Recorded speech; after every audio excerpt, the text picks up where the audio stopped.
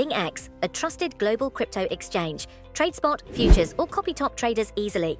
Sign up via the link or referral code to get 30 USDT instantly, plus up to 1,500 USDT in bonuses for verification, deposit, and trading. Australia's political landscape saw a flurry of activity as Jane Hume renewed her push to lift the ban on nuclear energy, a move that reignites a long-standing debate within the nation. The Liberal senator announced plans to introduce a private member's bill aimed at repealing the moratorium that has been in place since the John Howard era. This initiative seeks to allow key investment bodies like the Clean Energy Finance Corporation and the Australian Renewable Energy Agency to explore and potentially invest in nuclear technology.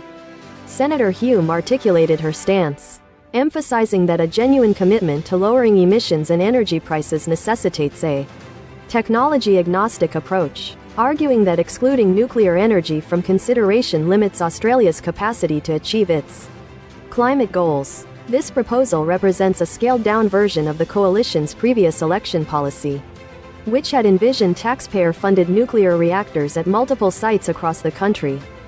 In other significant developments, the Home Affairs Minister, Tony Burke, confirmed the deportation of the first individual from the NZYQ cohort to Nauru, marking the commencement of a substantial 30-year deal valued at $2.5 billion between the two nations.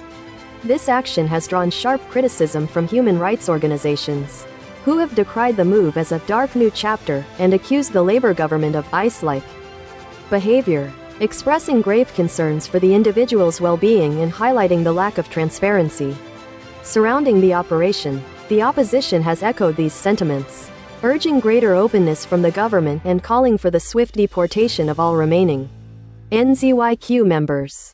The NZYQ cohort, comprising around 350 individuals, was released following a High Court ruling that declared indefinite detention unconstitutional.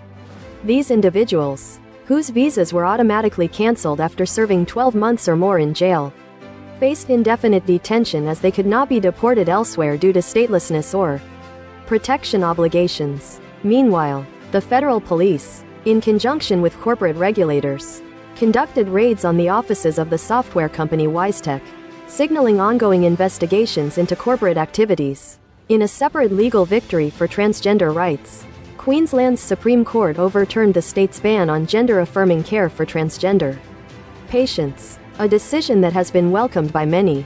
The digital sphere also saw developments as both TikTok and Meta indicated their intention to comply with the upcoming ban on social media use for individuals under 16.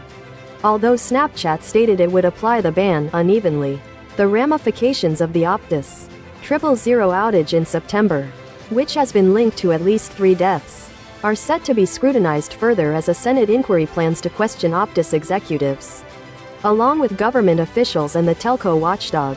With a report expected by February, the nation's economic outlook received a boost with Fitch affirming Australia's AAA credit rating, a testament to its stable financial standing. However, market sentiment suggests a very slim chance of an RBA rate cut at the next meeting, indicating a cautious approach to monetary policy. The future of industry was also a key topic, with Rio Tinto contemplating the closure of its Tomago aluminium smelter in New South Wales at the conclusion of its current electricity supply contract, highlighting the pressures of high energy prices on heavy industry. In Victoria, a major overhaul of the planning system is underway, aiming to accelerate home construction with a commitment to a system that is responsive and expedites approvals. On the political front, question time was marked by spirited exchanges, with the Speaker demanding improved conduct after a coalition MP was ejected.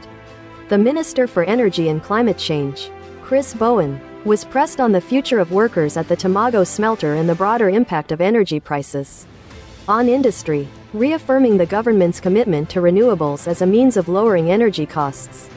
Deputy Prime Minister Richard Marles offered a scathing assessment of the coalition, describing their performance as a clown show and a bin fire.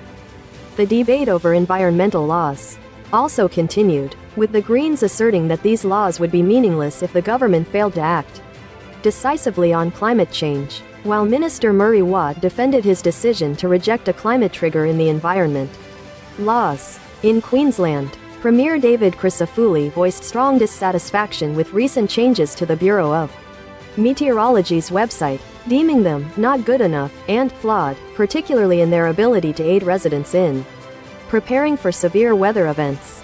The Insurance Council of Australia declared a significant event for a weekend hailstorm in Brisbane, which resulted in over 11,000 insurance claims, with potential escalation to an insurance catastrophe pending further assessment. A significant legal challenge is emerging, as a woman accused of displaying the Hezbollah flag at a pro-Palestine rally is said to be the first to contest the validity of federal anti-terror laws, arguing they infringe on the implied freedom of political speech. The ongoing industrial action in Tasmania has seen teachers, firefighters, and other public sector workers walk off the job to protest a government wages offer, with further disruptive rallies planned. The nation also mourned the death of an Aboriginal woman in custody in Tasmania, a deeply concerning incident that has prompted calls for thorough investigation and raises further questions about Indigenous incarceration rates. In a personal vein, opposition leader Susan Ley launched an extraordinary attack on Prime Minister Anthony Albanese over his choice of T-shirt featuring the band Joy Division, drawing attention to the band's name origin and its association with Nazi concentration camps. This criticism comes amidst a period of heightened concern over anti-Semitism. Meanwhile, the VCE English exam saw tens of thousands of students across Victoria complete their papers, with many reporting a sense of relief and accomplishment. The Victorian Liberal leader, Brad Batten, revealed his change of heart on voluntary assisted dying, announcing his support for amendments to the state's scheme after witnessing firsthand the impact of the law on a close friend. The Nationals senator, Barnaby Joyce, indicated he would make a decision on his future in the new year.